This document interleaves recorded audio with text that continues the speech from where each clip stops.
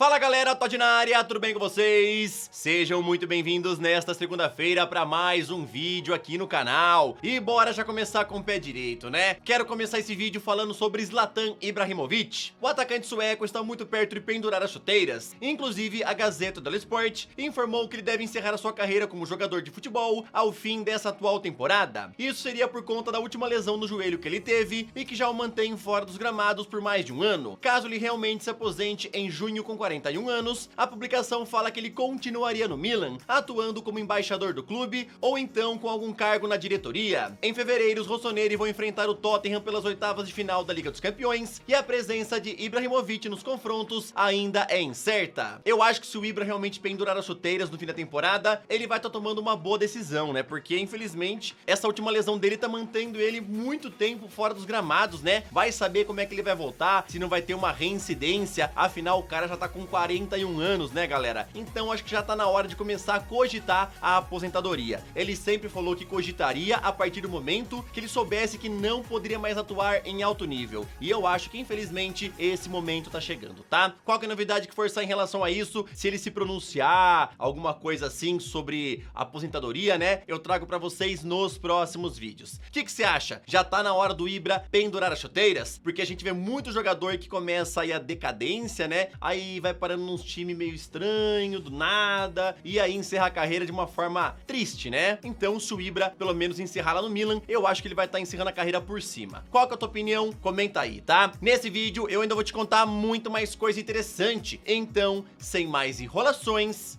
solta a intro!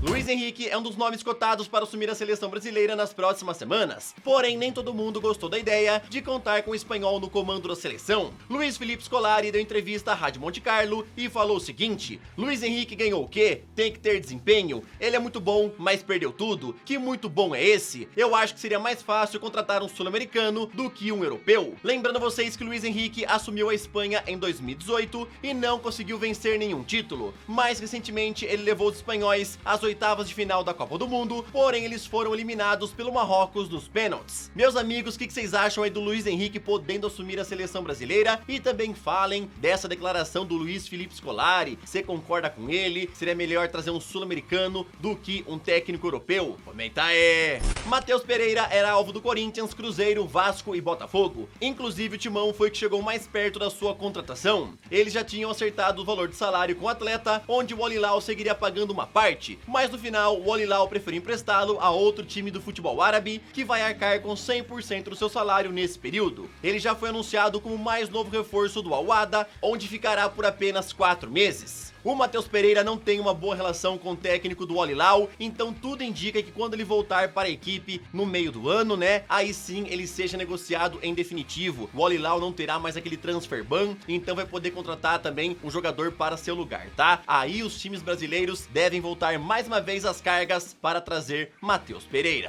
Palmeiras segue sem contratar nessa atual janela e a torcida já está sem paciência com a presidente Leila Pereira. Os muros da sede social do clube foram pichados depois do Palmeiras empatar sem gols contra o São Paulo ontem. A torcida cobra reforços e pede isso também nas redes sociais. Abel Ferreira falou sobre isso e inclusive aproveitou para cutucar a política do clube de contratar apostas, jogadores jovens, onde ele disse o seguinte: eu quero jogadores prontos e que façam a diferença em campo. Se for para formar um jogador, eu já tenho os garotos que vêm da base. Precisamos de atletas experientes. Flamengo vinha monitorando a situação de Facundo Pelestri, que não está tendo chances de jogar no Manchester United. E inclusive o clube carioca pretendia apresentar uma oferta de empréstimo nos próximos dias. Outro clube do Rio de Janeiro interessado no uruguaio era o Botafogo, porém tudo indica que o jogador vai continuar na Europa. Fabrício Romano informou que vir para o Brasil nesse momento não é uma opção, já que ele tem oferta do Valência e também de 2 clubes do campeonato italiano. Vale a pena lembrar que os clubes do Brasil seguem de olho em Facundo Pelestri e devem apresentar propostas caso feche a janela na Europa e ele não tenha sido negociado com nenhum clube, né? Aí vir para o futebol sul-americano seria uma possibilidade real. Lembrando que a janela de transferências aqui no nosso país se encerra somente no dia 4 de abril e a janela de transferências lá na Europa, né, nos principais países, se encerra já na semana que vem, no dia 31 de janeiro.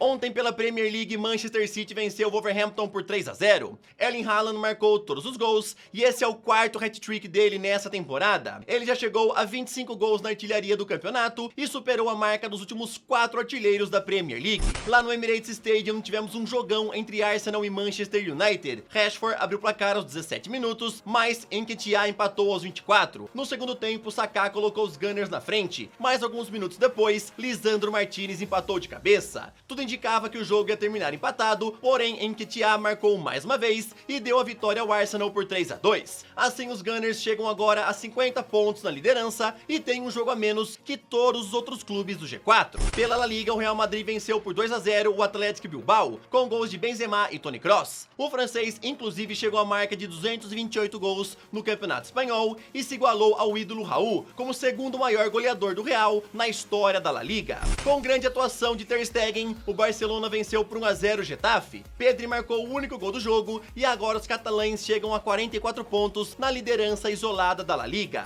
Pela Série A, Roma venceu o Spezia por 2-0 com gols de El Shaarawy e Tammy Abraham. Dybala foi mais uma vez um dos destaques da partida, onde deu assistências para os 2 gols. Juventus e Atalanta fizeram um jogão e ficaram no empate em 3-3. Na Bundesliga, o Borussia Dortmund venceu o Augsburg por 4-3. Nesse jogo, Sebastian Haller entrou aos 62 minutos e isso marcou oficialmente a sua volta ao futebol profissional. Ontem também aconteceu a estreia oficial de Cristiano Ronaldo pelo Al Nassr. Ele jogou os 90 minutos e criou várias oportunidades de gol, porém quem balançou as redes na vitória por 1-0 foi o brasileiro Anderson Talisca. O jornal The Sun informou que o Borussia ainda vai tentar uma última cartada para manter Jude Bellingham e já estaria preparando uma renovação de contrato. Nela, os aurinegros vão oferecer-lhe o dobro do salário que ele ganha hoje em dia e um vínculo de 5 temporadas. Isso tornaria Bellingham dono do maior salário do elenco alemão. No entanto, o inglês já está preparado para recusar essa proposta, já que ele acredita que está na hora de dar o próximo passo na carreira. Hoje em dia, Liverpool e Real Madrid são os clubes mais fortes na briga por ele.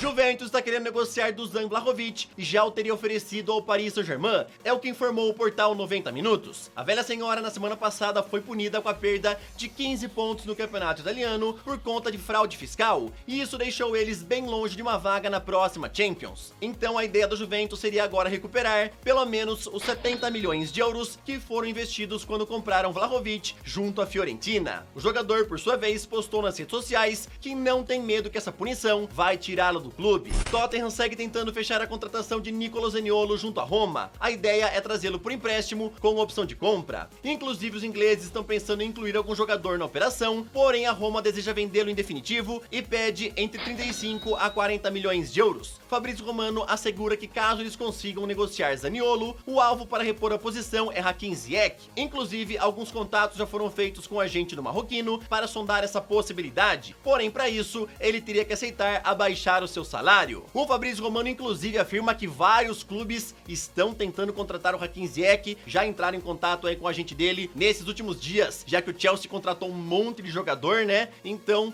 estaria preparado para liberar o Hakim Ziyech. Vamos ver se até o dia 31 de janeiro ele vai acabar sendo negociado, né? Mas eu já tinha contado para vocês que ele ganha muita grana lá no Chelsea e qualquer clube que tá querendo contratar ele pede para que ele abaixe seu salário, tá? Então vamos ver se no final o marroquino vai aceitar abaixar aí os seus ganhos para poder ir a um novo clube. O que tu acha do Zaniolo podendo ir embora da Roma e o Hakim Ziyech chegando? Comenta aí!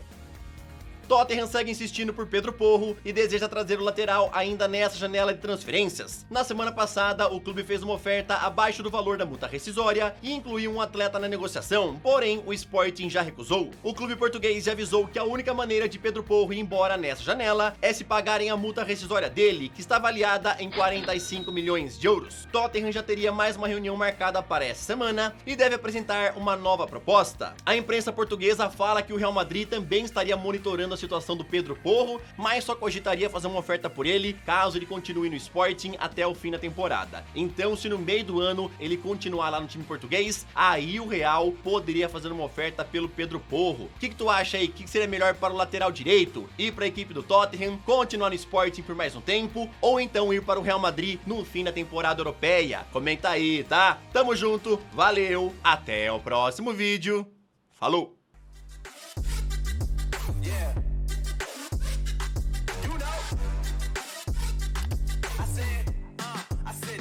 It's don't be alarmed now.